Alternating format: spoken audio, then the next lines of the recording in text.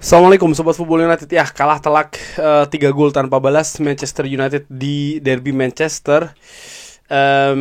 Gue sudah bikin previewnya, penampilan yang gimana ya di babak pertama. Manchester United kurang ambil inisiatif, sempat tampil lumayan. Setelah gol justru akhirnya penampilan itu menurun, tampil kurang berani. Menurut gue ada banyak kekurangan di babak pertama. Di babak kedua Manchester United sebenarnya lumayan memperbaiki keadaan sampai dengan akhirnya justru kebobolan gol kedua dari Manchester City.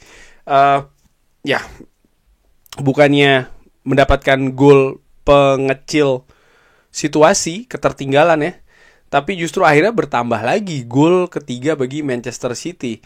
Manchester United melakukan banyak upaya dan juga usaha sebenarnya di pertandingan ini untuk bisa mengejar ketertinggalan atau bahkan sebelumnya menyamakan kedudukan. Tapi memang menurut gue, seperti yang gue tulis di review, ada gap ya, ada gap bahwa misalnya di babak kedua Manchester United tampil lebih bagus dibandingkan dengan babak pertama. Di 8 menit ya mereka menguasai permainan, bisa dikatakan seperti itu, lebih memiliki momentum, lebih berbahaya. Tapi justru kesalahan-kesalahan kecil yang menghukum Manchester United. Manchester City tampil berbeda di antara babak pertama dan juga babak kedua. Mereka lebih direct di babak kedua. Tapi justru itu tadi, kesalahan-kesalahan yang terjadi di lini belakang Manchester United. Di gol kedua ada kesalahan ya, bagaimana bola mengalir dari lemparan ke dalam. Lalu Manchester City bisa melakukan beberapa umpan di daerah pertahanan Manchester United sampai akhirnya Haaland mencetak gol. Di gol ketiga ada kesalahan yang dimulai dari Luke Shaw misalnya dan diakhiri oleh finishing yang excellent oleh Haaland. Membuat, kalau menurut gue, memang ada semacam kayak perbedaan kualitas ya dari proses yang dilalui antara Manchester United dan Manchester City. Terlihat betul ada kematangan di sana yang berbeda. Walaupun dalam situasi tertekan mereka tetap tenang, tapi mereka bisa melihat dan juga memanfaatkan situasi-situasi sempit. Ini yang terjadi di gol kedua dan gol ketiga. Bahkan di gol pertama pun juga demikian. Walaupun Manchester United yang sempat tertekan di 1-2 menit awal babak pertama, sebelum akhirnya mereka berusaha untuk menyusun permainan ya, tampil cukup lumayan. Tapi Manchester City akhirnya bisa memanfaatkan situasi-situasi sempit dan juga kecil di daerah pertahanan Manchester United. Dan ini menurut gue butuh kualitas dan juga butuh pengalaman, butuh kematangan di sana. Gap memang masih terlalu besar menurut gue antara Manchester United dan juga Manchester City. Yang menarik, musim lalu Manchester United, bahkan di musim pertama dari Ruben Amorim ya, tidak menderita kekalahan bahkan ketika kedua tim ini bertemu. Bersudahan imbang di Old Trafford, dan Manchester United bahkan menang ya di Etihad musim lalu. Pernah Manchester United kalah 3-1 di Etihad 2 musim yang lalu, dan sempat kalah 6-3 itu di 3 musim yang lalu di Derby of Manchester. Kenapa gue sebutkan ini? Ini untuk menggambarkan situasi bahwa Manchester United musim lalu menang ya di Etihad, tapi musim sebelumnya kalah juga dengan kebobolan 3 gol, tapi Manchester United mampu mencetak 1 gol. Di musim sebelumnya Manchester United bahkan kebobolan 6 gol di Etihad. Jadi memang masih ada dinamika naik dan turun. Secara keseluruhan kalau melihat dari hasil ya, memang ini ada kemunduran ya kan dibandingkan dengan beberapa musim yang lalu. Di video kali ini gue akan membahas terkait dengan rating pemain. Langsung saja Altay Bayindir, sumber gue ambil dari SofaScore. Di SofaScore Altay Bayindir diberikan nilai 7. Ada 3 penyelamatan dari dalam kotak penalti, 55% passing akurasi, long ball 19 dicoba, 6 berhasil. Duel 2-1 yang berhasil dimenangkan. Altay Bayindir tampil sebenarnya cukup meragukan di awal babak pertama. Ada juga kesalahan yang terjadi di sana. Dia berusaha ingin menangkap tapi bola justru lepas ya kan. Tidak banyak yang bisa dilakukan oleh Altay Bayindir terkait dengan gol-gol yang diciptakan oleh Manchester City. Gol kedua, gol ketiga, finishing class dari Erling Haaland. Gol pertama dari Manchester City pun juga Foden ya. Menurut gue sundulannya placingnya cukup bagus. Ya seperti gue katakan tidak begitu banyak yang bisa dilakukan oleh Altay Bayindir. Kredit buat gue bagaimana Altay Bayindir walaupun sempat membuat kesalahan di awal babak pertama, tapi setelahnya dia terutama dalam menerima bola ya tidak gampang panik. Dia bisa mengalirkan bola dengan cukup oke. Walaupun misalnya akurasi dari long bola tidak bagus-bagus banget, tapi setidaknya dia bisa mengalirkan bola juga tidak canggung gitu. Sehingga pemain belakang Manchester United pun juga tidak ragu-ragu misalnya untuk melakukan back pass kepada Altay Bayindir. Secara keseluruhan gua beri dia nilai 5 karena bagaimanapun Manchester United kebobolan 5 gol di kebobolan 3 gol ya di gawangnya. Ada beberapa penyelamatan lebih karena positioning Altay Bayindir yang menurut gue tepat pada saat itu. Gue beri dia nilai 5. Leny Yoro 62 menit dia bermain. Clearance 1, ground duels 4, tidak ada yang dimenangkan. Luar biasa ya, 4 tidak ada yang dimenangkan. 96% passing akurasi, 5 usaha long ball, 4 yang berhasil. Leny Yoro di babak pertama, lini kanan Manchester United, lini pertahanan sebelah kanan ini menjadi lini yang paling sering digempur oleh Manchester City. Dan gue nilai penampilan dari Leny Yoro terutama kemampuan defensifnya tidak cukup bagus di pertandingan tadi. Gue bahkan menilai ditariknya Leny Yoro ini untuk digantikan ini terlambat. Karena misalnya gol kedua dari Manchester City jelas ada juga situasi dengan Leny Yoro di sana menurut gue ya, salah satunya. Gue beri Leny Yoro di pertandingan ini nilai 5. SofaScore memberikan dia nilai 5,8. Matthijs de Ligt tampil di 2 posisi yang berbeda, wingback sebelah tengah dan juga sebelah kanan. Cukup solid menurut gue penampilannya, ada 2 clearance. Ground duels 100% dimenangkan oleh Matthijs de Ligt, 86% passing akurasi, long balls 3 dilakukan, 2 berhasil didaratkan. Sebenarnya kalau saja Manchester United tidak kebobolan 3 gol, gue akan memberikan rating yang tinggi untuk Matthijs de Ligt gitu ya. Tapi bagaimanapun juga dia juga merupakan anggota dari lini pertahanan Manchester United, sehingga dia tampil bagus, dia tampil solid, tapi hanya sebagai individu menurut gue. Secara unit tidak begitu oke. Walaupun demikian ya gue menilai ya Matthijs de Ligt kalau tidak tampil seperti ini mungkin bisa jadi Manchester United akan lebih banyak nih kebobolan. Dia tampil di tengah dan ketika tampil di center back sebelah kanan, Jeremy Doku berhasil dia netralisir menurut gue ya. Gue beri Matthijs de Ligt nilai 6 di pertandingan ini. Luke Shaw, gol ketiga dari City, jelas ada peran dari Luke Shaw di sana. Ada 4 duels, 2 berhasil dimenangkan, passing akurasi 91%, crossing hanya 1, long balls 7, 6 berhasil. Long ball dari Luke Shaw di pertandingan tadi menurut gue cukup oke, tapi sama seperti Leny Yoro ya. Kemampuan defensif dari Luke Shaw sangat-sangat jelek menurut gue di pertandingan tadi. Ya, gue menilai juga mungkin karena tidak banyak opsi di lini belakang, mungkin ya gue nggak tahu, sehingga era Luke Shaw yang dipilih di sana. Karena gue yakin ketika Lisandro Martinez sudah fit, ya Lisandro Martinez yang akan dipilih untuk pertandingan besar seperti Manchester Derby ini. Secara keseluruhan gue beri Luke Shaw nilai 4 ya. Nilai 4 karena ya ada blunder juga yang dilakukan oleh Luke Shaw. Secara keseluruhan gue nilai lini belakang Manchester United ini rapuh, ini lemah. Ini merupakan lini yang bermasalah ya di pertandingan tadi. Nocer Mazraoui pertama kali debut di musim ini setelah absen cukup lama, 62 menit dia bermain. Ada crossing 2 kali dilakukan tidak menemui sasaran, long ball 100%, tapi ground duel 10, 6 berhasil dimenangkan, 2 kali dia melakukan clearance, ada 3 total tackling. Nocer Mazraoui, ya gue melihat bagaimana biasanya Manchester United tampil dengan wingback yang berbeda ya. Biasanya amat ditampilkan di sana, tapi dengan situasi Nocer Mazraoui ini mempengaruhi juga sisi kanan Manchester United. Kerjasamanya dengan Leny Yoro, kerjasamanya dengan Mbeumo, kesepahaman yang terjalin tidak cukup bagus di sana. Dan seperti gue katakan tadi ketika gue memberikan rating terhadap Leny Yoro, Nocer Mazraoui yang menempati sisi kanan ini juga sering sekali digempur oleh Manchester City. Jeremy Doku juga yang menurut gue ini cukup menyulitkan lini kanan dari Manchester United. Terlibat juga menurut gue dari proses gol kedua dari City ya, karena ada banyak pemain yang terlibat di sana dari Manchester United.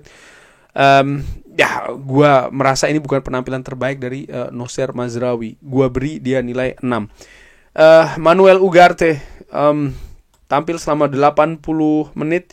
Di babak pertama dia tampil bagus. Di babak kedua dia tampil jeblok.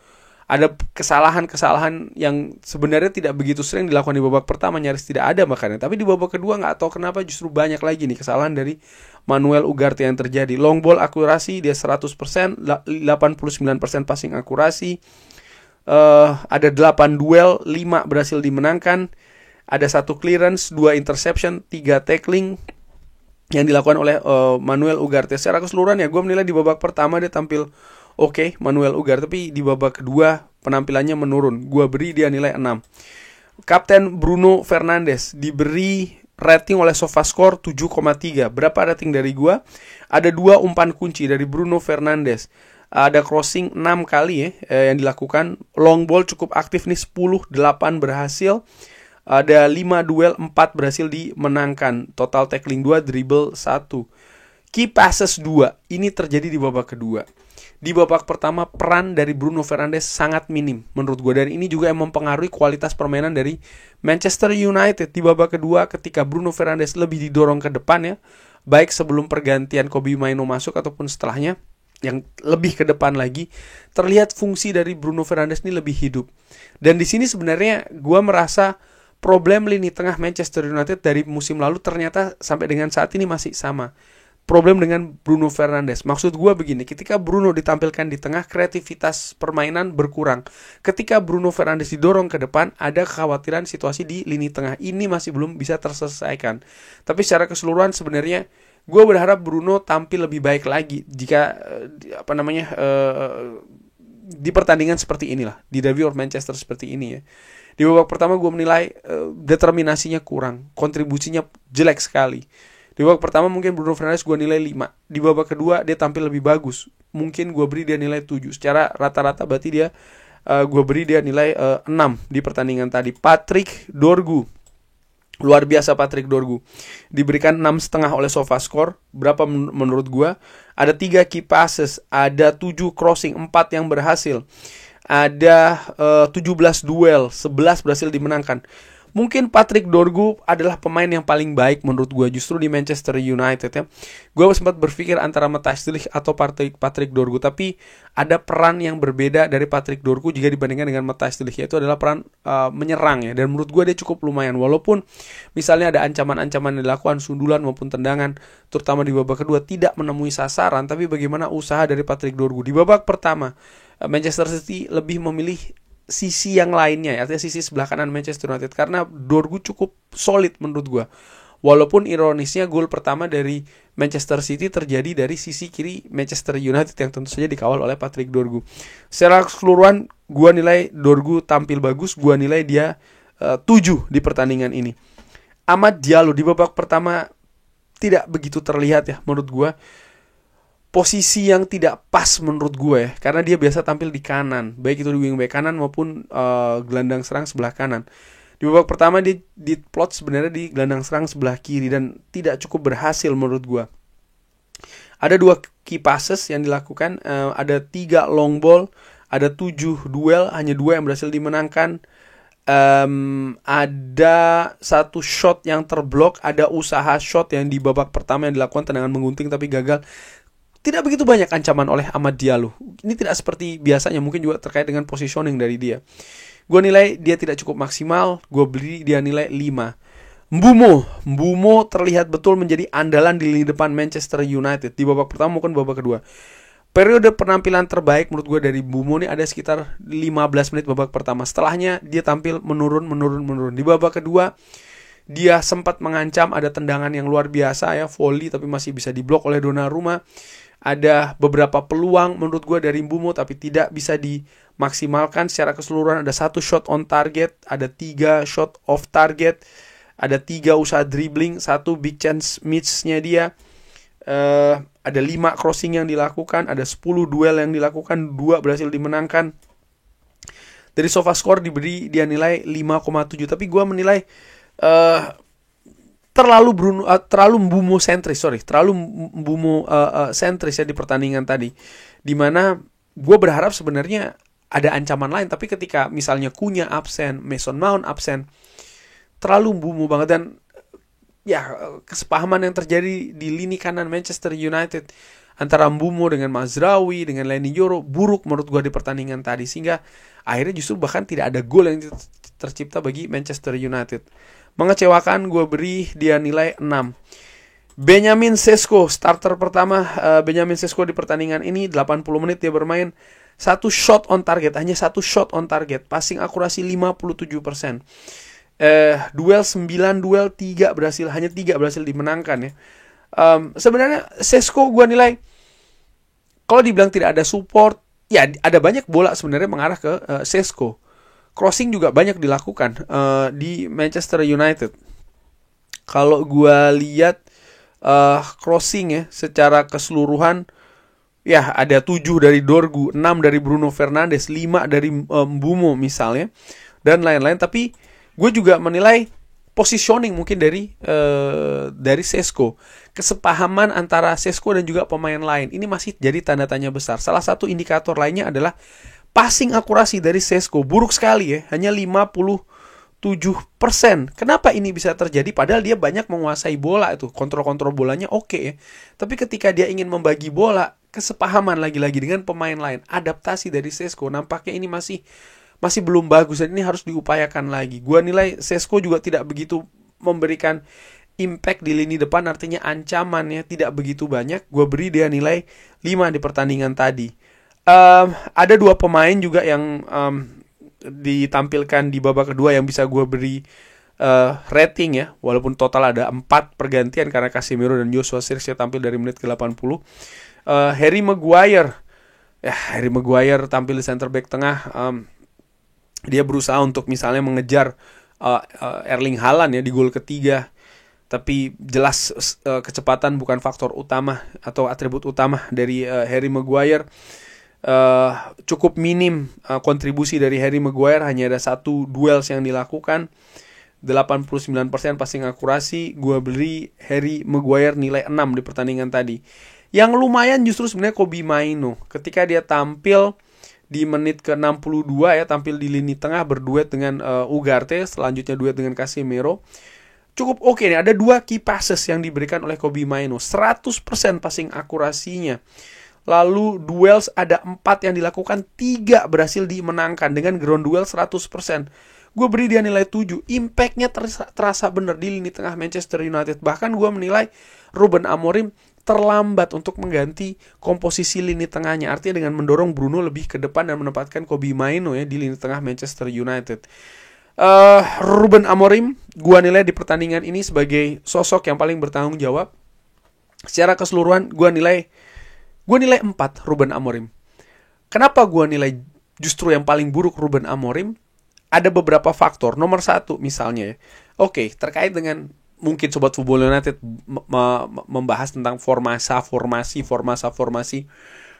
Gue tegaskan lagi, formasi itu hanya bagian dari taktik saja ya. Taktik itu ada banyak, salah satu turunannya itu adalah formasi. Tapi kalau melihat dari komposisi misalnya Manchester United, gue menilai komposisi yang diturunkan oleh Ruben Amorim tidak pas.